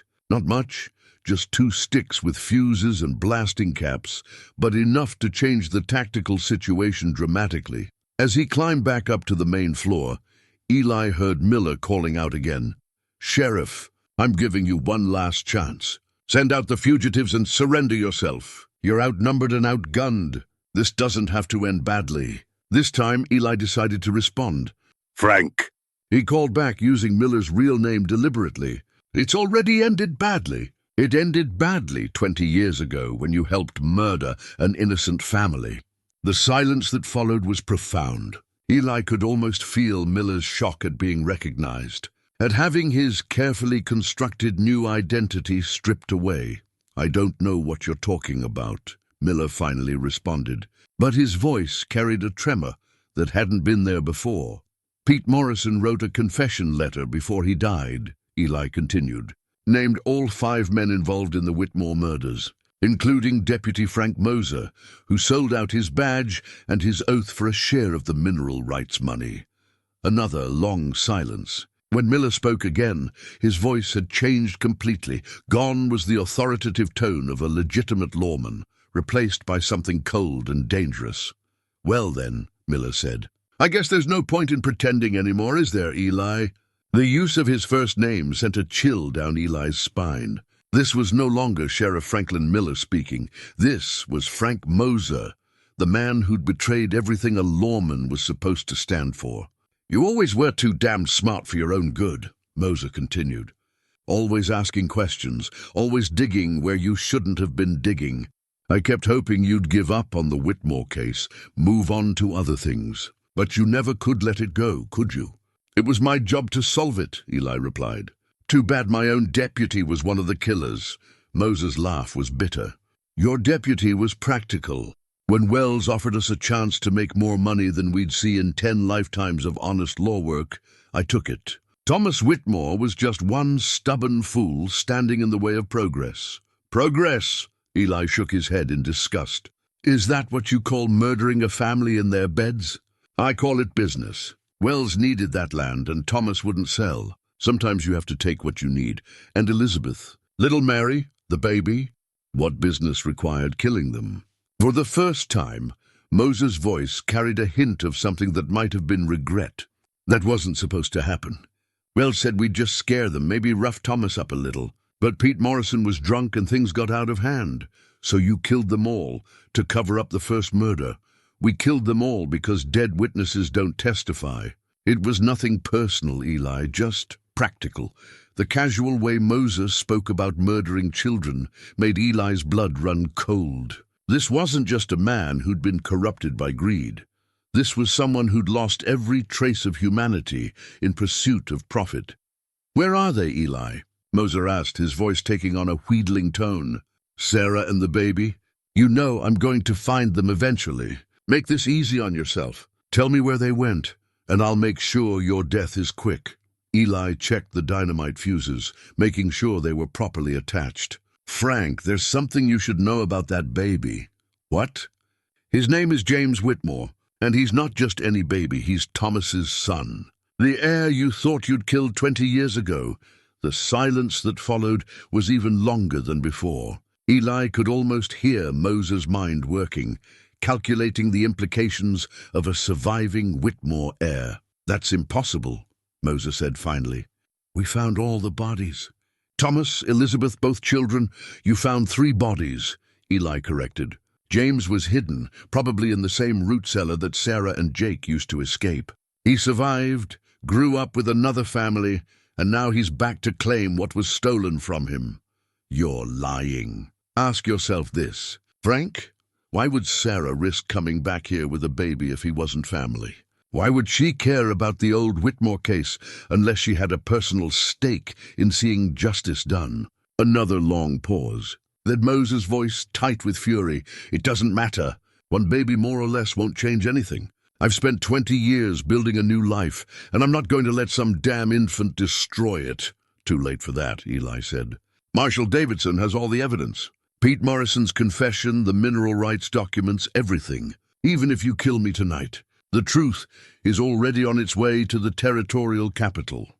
"Then I guess I'll have to kill the marshal too." The cold calculation in Moser's voice made it clear that the conversation was over. Whatever humanity had once existed in Frank Moser had been buried along with the Whitmore family 20 years ago. The man outside was now nothing more than a killer protecting his secrets. "Boys," Moser called to his remaining deputies. "Change of plan? We're going in hard and fast. Kill everyone inside. No prisoners." Eli heard the sounds of men moving, preparing for a final assault. He positioned the dynamite near the front door, lit the first fuse, and moved to the back of the house to prepare the second charge. If Moser wanted to take the farmhouse, he was going to pay a price that would make him remember this night for the rest of his life, however long that might be. Outside, he could hear Moser organizing his final attack. In a few minutes, the old Miller farmhouse would become a battlefield, and Eli was ready to make his last stand in defense of justice and the innocent family he'd failed to protect 20 years ago. The assault came from 3 directions simultaneously, exactly as Eli had expected. Moses' men moved with the coordinated precision of experienced lawmen, but they were attacking a position that had been prepared for exactly this kind of assault. The first explosion came when 2 deputies kicked in the front door. The dynamite charge Eli had positioned there went off with a roar that shook the entire farmhouse, sending wooden debris and smoke billowing out into the night. The men who'd been preparing to storm through the entrance were thrown backward, their screams mixing with the echo of the blast. From his position at the back of the house, Eli could hear Moser shouting orders, trying to reorganize his scattered forces. The explosion had done more than just eliminate 2 attackers. It had shattered the careful coordination that made small unit tactics effective. What the hell was that? One of the deputies called out, "Dynamite!" Moser's voice carried fury and a new respect for his opponent. He had the place booby-trapped. "Watch for more charges." The warning came just as the second deputy reached the back door. Eli's rifle shot took the man in the shoulder, spinning him around and sending him crashing into the wooden steps. Not a killing shot, but enough to take another gun out of the fight. "Patterson, Williams, report." Moser's voice had lost its earlier confidence. Silence answered him. Of the 6 men who'd surrounded the farmhouse, at least 4 were now out of action. But Eli knew better than to relax. The remaining attackers would be more cautious now, but also more desperate. Through the smoke and chaos, he heard the sound that chilled his blood, hoofbeats approaching from the south. More riders moving fast in the darkness. Reinforcements for Moser probably summoned when the assault began going wrong, but as the new arrivals drew closer, Eli realized something was different about these riders. They weren't approaching with the aggressive urgency of men coming to assist in an attack. Instead, they moved with the measured pace of people who wanted to assess a situation before committing to action. "Sheriff Miller," a voice called out through the night. "This is Captain Reynolds from Fort Carson. We received reports of gunfire and explosions. What's your situation?" Eli's heart leaped with hope. Fort Carson was the nearest military installation, about 30 miles south of Mercy Ridge.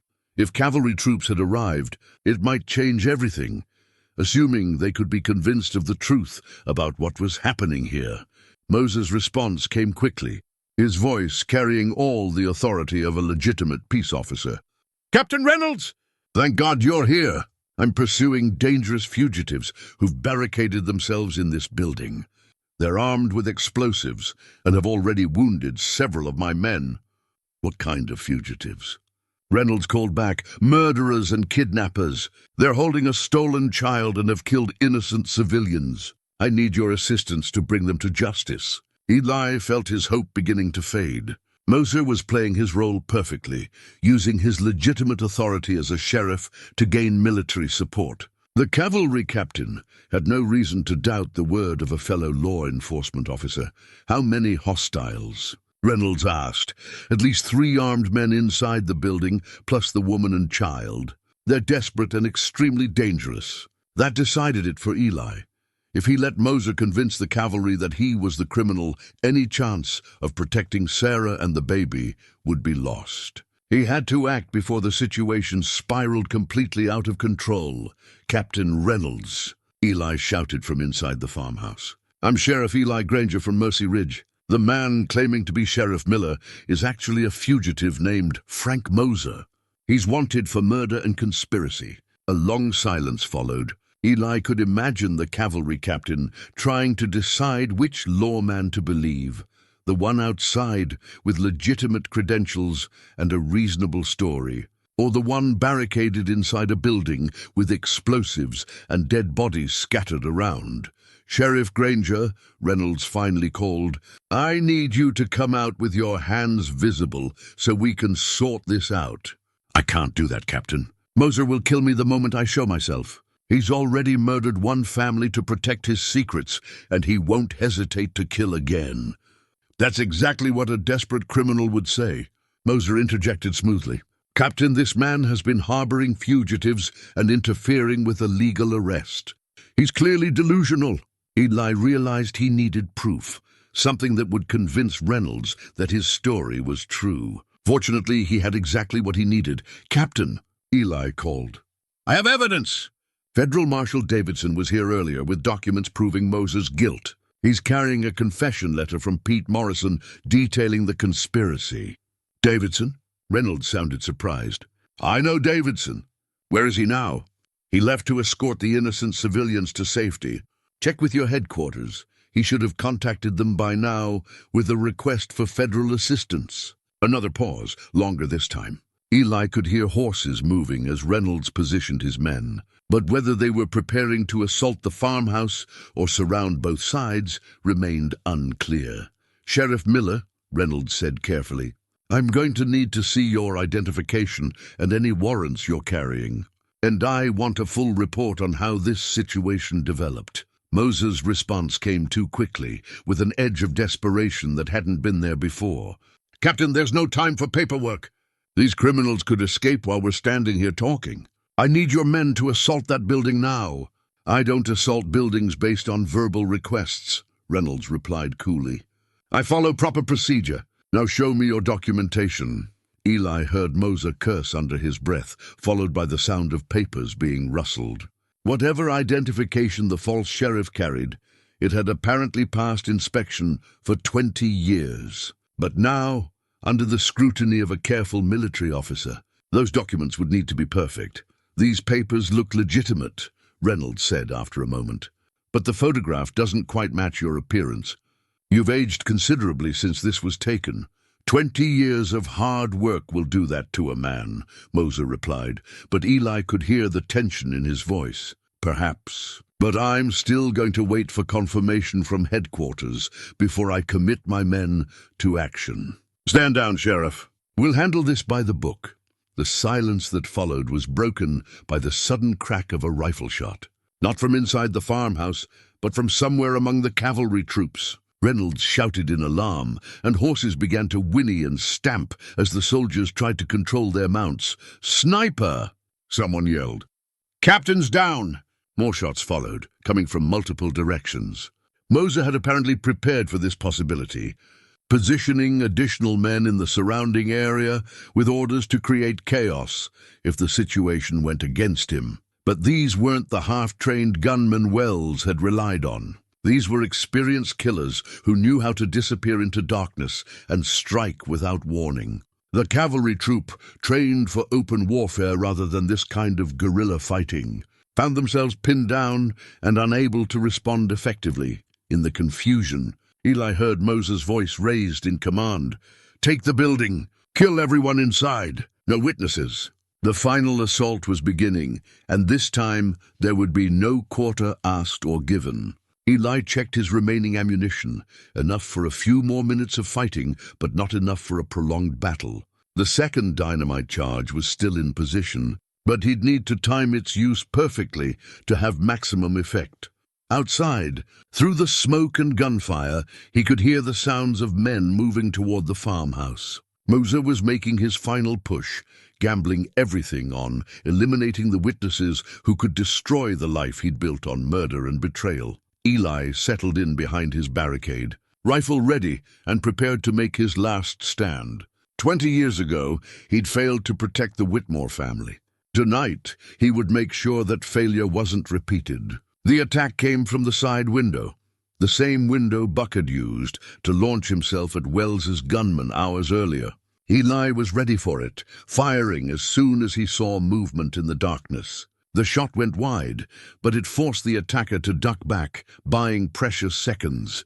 From the opposite side of the house came the sound of splintering wood as someone tried to break through a boarded-up window. Eli spun and fired in that direction, the muzzle flash illuminating the interior of the farmhouse in stark, dramatic relief. "He's in the main room," Moses' voice called from outside. "Circle around. Don't let him get to the back."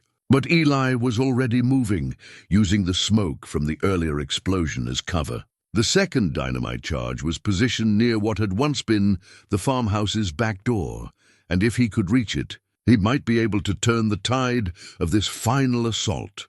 A rifle bullet splintered the doorframe inches from his head as he dove through the opening. Someone had seen his movement and was tracking him, but in the darkness and confusion, accuracy was difficult even for experienced shooters.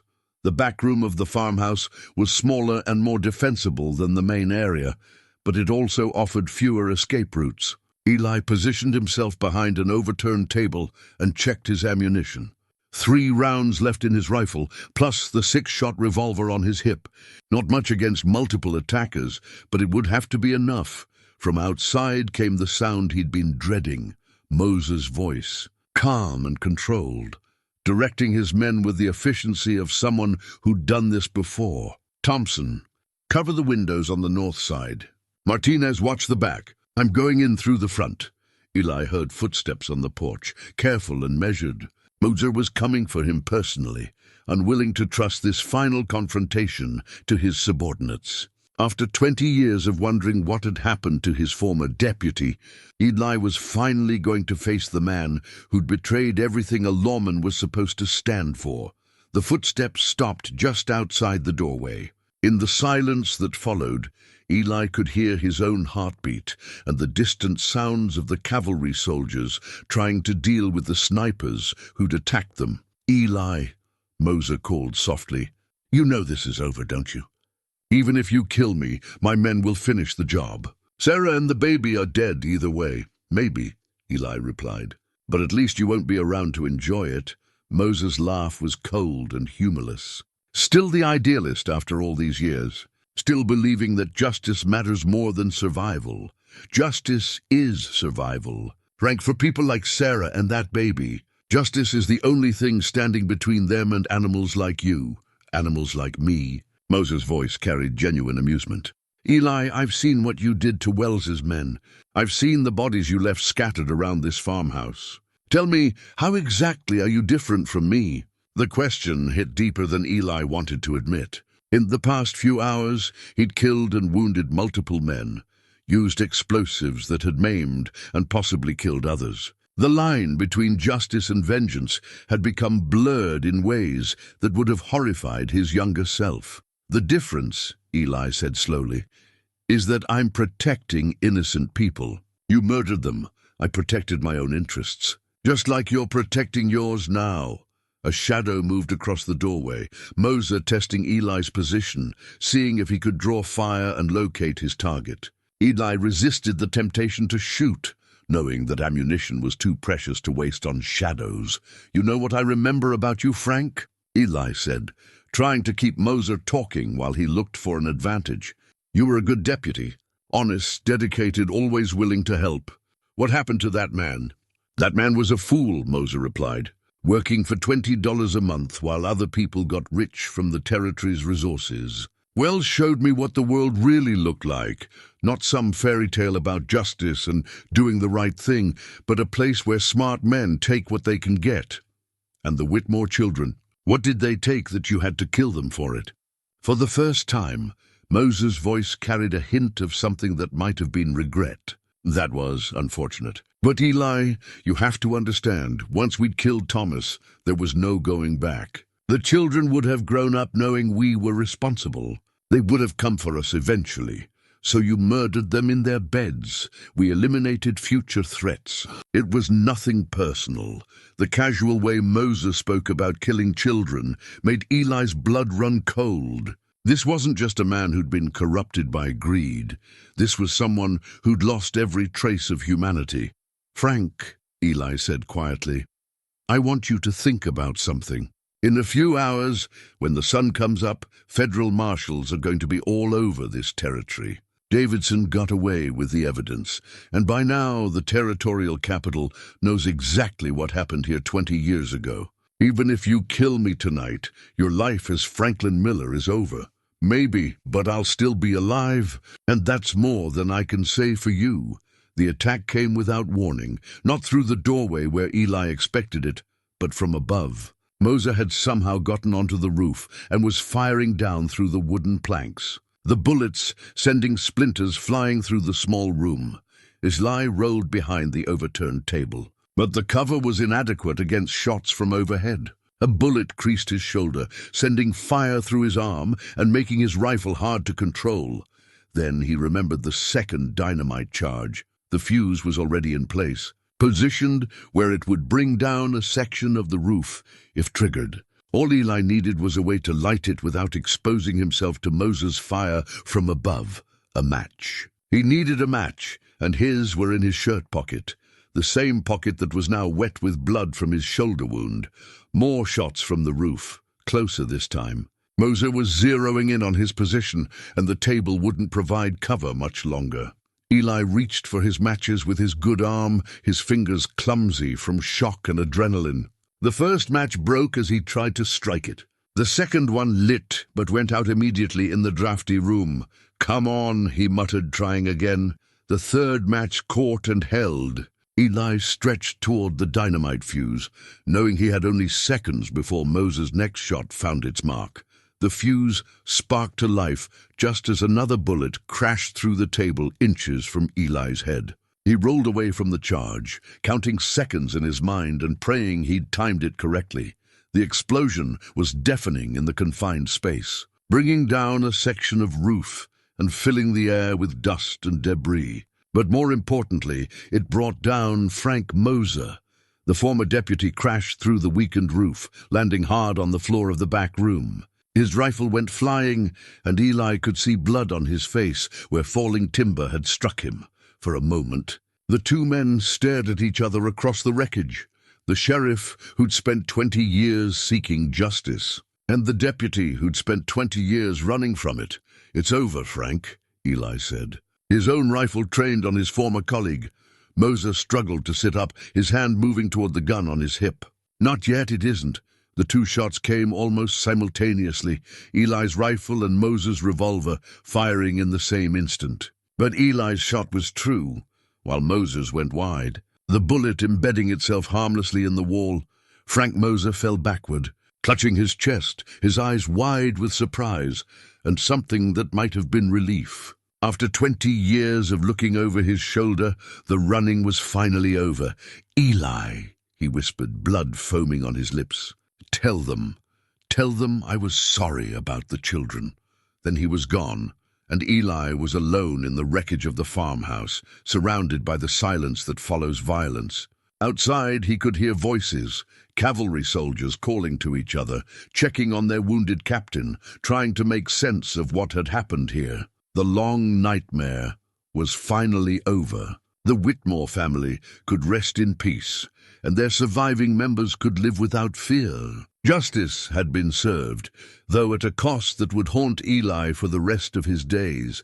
As he stumbled out of the ruined farmhouse, his shoulder throbbing and his ears ringing from the explosions, Eli saw the first grey light of dawn beginning to touch the eastern horizon. Somewhere out there, Sarah was caring for baby James, the last heir to a family that had been brutally murdered but had somehow survived. Buck would be with them, fulfilling the duty he'd waited 20 years to complete. The old dog had finally found his pack again, and this time he wouldn't let anything happen to them. 6 months later, the morning sun cast a golden glow across the rebuilt Whitmore homestead, transforming the rolling hills into something that looked almost like a painting. Eli sat on the front porch of the new house, watching as Sarah hung laundry on a line, while baby James, now a year old and walking with the determined wobble of a toddler, explored the yard under Buck's watchful supervision. The old German shepherd had aged noticeably since the night at the Miller farmhouse, his muzzle now completely grey and his movements slower than they once were. But his eyes remained bright and alert, focused on his primary duty of protecting the last members of the Whitmore family. Beside him, a young border collie puppy tried to imitate every move the older dog made, learning the ways of guardianship from a master who'd spent 27 years perfecting the art. "You spoil that dog," Sarah called to Eli, noticing how Buck was allowing James to use him as a support while learning to walk. "Buck's earned a little spoiling," Eli replied, scratching behind the old dog's ears. "Besides, he's teaching the boy important lessons about loyalty and protection." The homestead bore little resemblance to the burned ruins that had stood here for 20 years. The new house was larger than the original, built with modern conveniences that Thomas and Elizabeth could never have imagined. The barn was bigger too, designed to accommodate the larger herd that now grazed in pastures that had been empty since the massacre. But the most significant change wasn't visible in the buildings or the livestock. It was in the sense of life and hope that had returned to this place. After 2 decades of emptiness, Jake emerged from the barn, leading a saddled horse and checking the cinch with the careful attention of someone who'd learned never to take chances. He'd aged in the months since the confrontation, the constant tension of being hunted, finally catching up with him now that it was over. But there was a peace in his expression that had been absent for 20 years. "Heading to town?" Eli asked. "Doc Morrison wants me to pick up some medicine that came in on the stage," Jake replied. "And Sarah needs supplies for the house." The relationship between Eli and the Whitmore siblings had evolved over the months into something deeper than friendship. They were family now, bonded by shared danger and mutual respect. Sarah had asked Eli to stay on as manager of the ranch, a position that paid well enough to let him consider retirement from law enforcement. At 60, after 30 years of carrying a badge, the idea of peaceful mornings and quiet evenings held considerable appeal. "Any word from Marshal Davidson?" Sarah asked, joining them on the porch with James balanced on her hip. "Got a letter yesterday," Eli reported. "The territorial investigation is finally complete. All of Wells's assets have been seized and will be used to compensate the families of his other victims. Turns out there were 7 other accidents over the years that can now be attributed to his operation." Sarah's expression darkened. 7 other families? Homesteaders mostly, people who had land or mineral rights that Wells wanted. The confession letters and evidence Jake collected helped identify most of the cases. The scope of the conspiracy had shocked even seasoned lawmen like Davidson. What had begun as greed over one family's silver mine had evolved into a systematic campaign of murder and theft that had claimed dozens of lives over 2 decades. Wells' death and Moses' confession had finally brought it all to light. But the knowledge that so many innocent people had died brought little comfort to those who'd survived. "At least their families will know the truth now," Jake said quietly. "That has to count for something."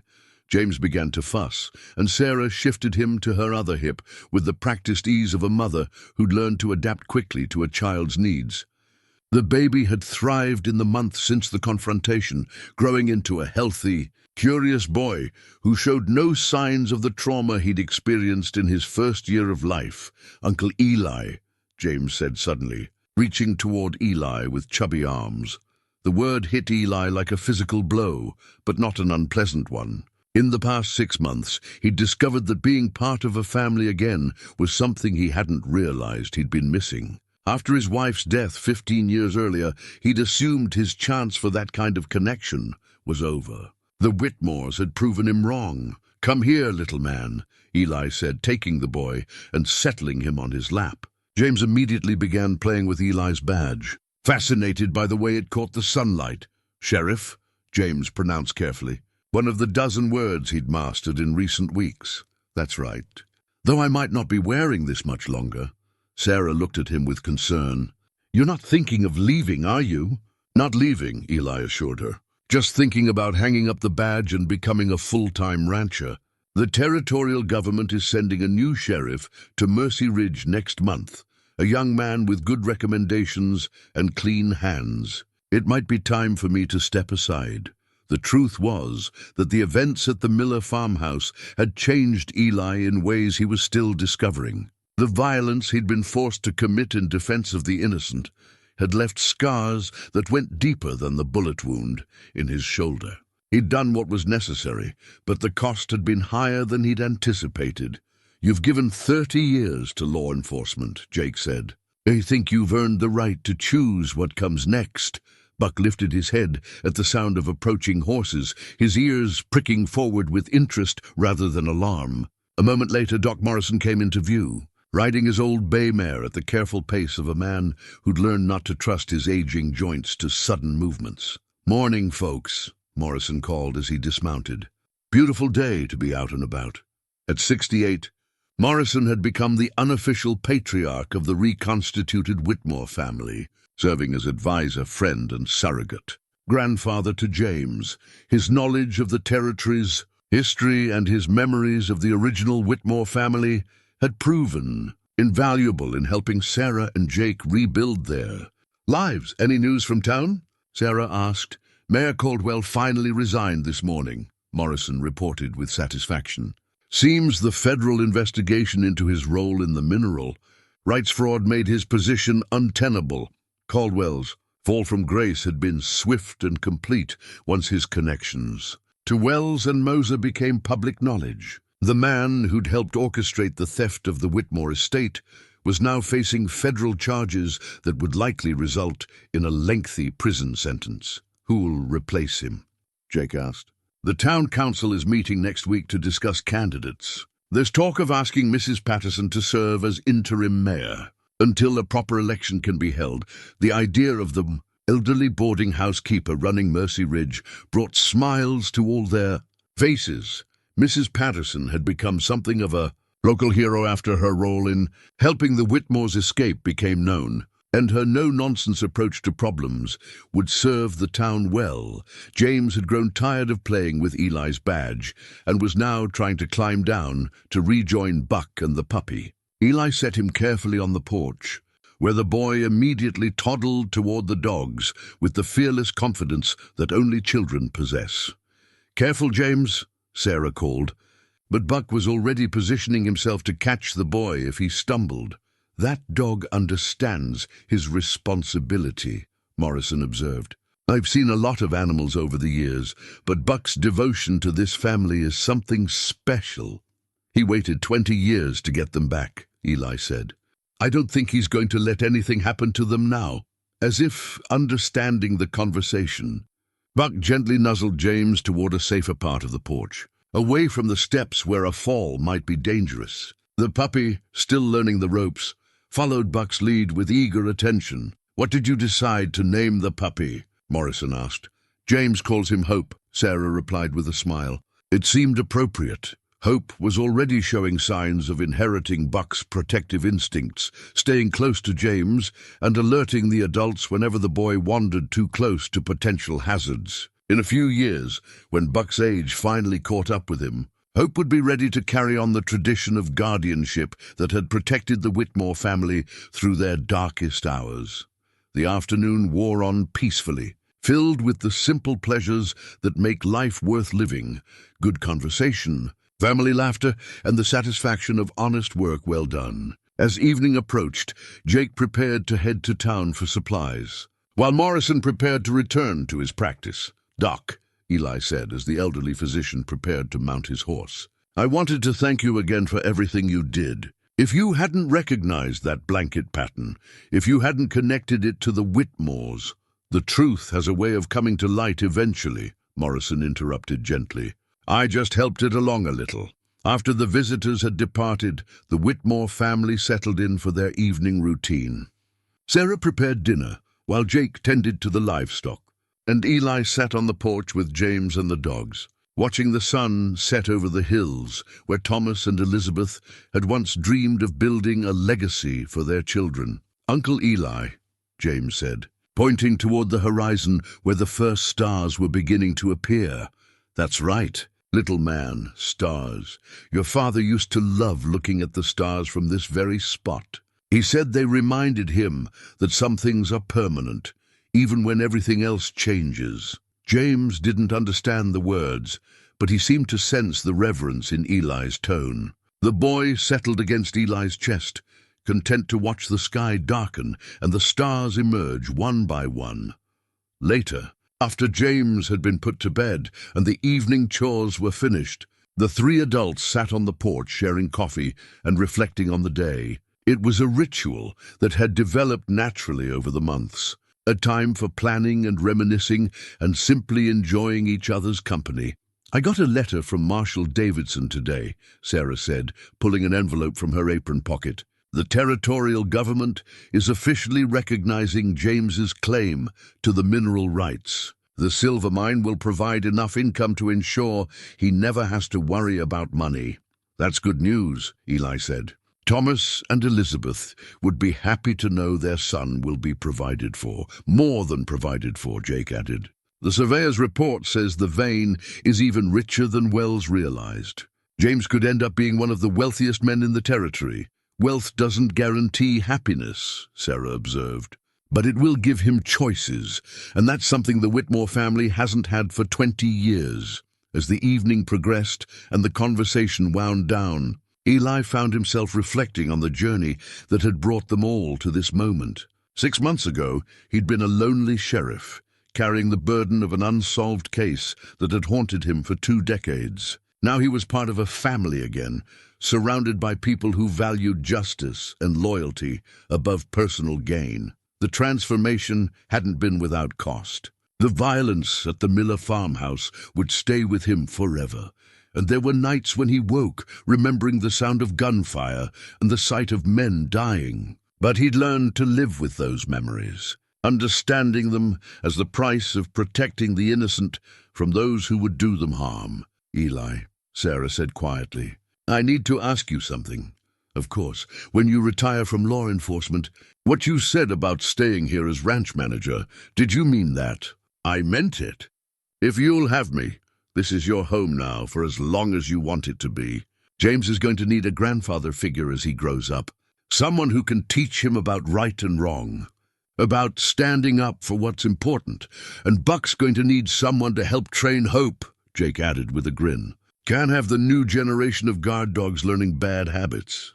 Eli looked out across the rebuilt homestead, taking in the solid buildings and well-tended fields, the livestock grazing peacefully in the distance, and most importantly, the sense of belonging that had grown stronger with each passing day. I can't think of anywhere I'd rather be, he said finally, as if in agreement.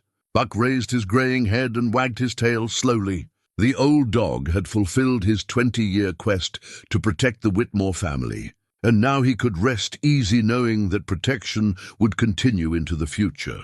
The last light faded from the western sky, leaving the homestead bathed in starlight and the gentle glow of lamplight from the windows. Inside the house, James slept peacefully in his crib, dreaming the innocent dreams of childhood, unaware of the struggles that had been fought to ensure his safety. Tomorrow would bring new challenges and new opportunities. The territory was changing, becoming more civilized and prosperous, and the Whitmore family would play a part in shaping that future. But tonight, they were simply content to be together, to be safe, and to know that justice had finally been served. Buck settled down beside Eli's chair, his duty complete, but his vigilance unending. Hope curled up next to the older dog, already learning the rhythms of guardianship that would define his life. And in the peaceful silence of the evening, the rebuilt Whitmore homestead stood as a testament to the truth that some bonds, family, loyalty,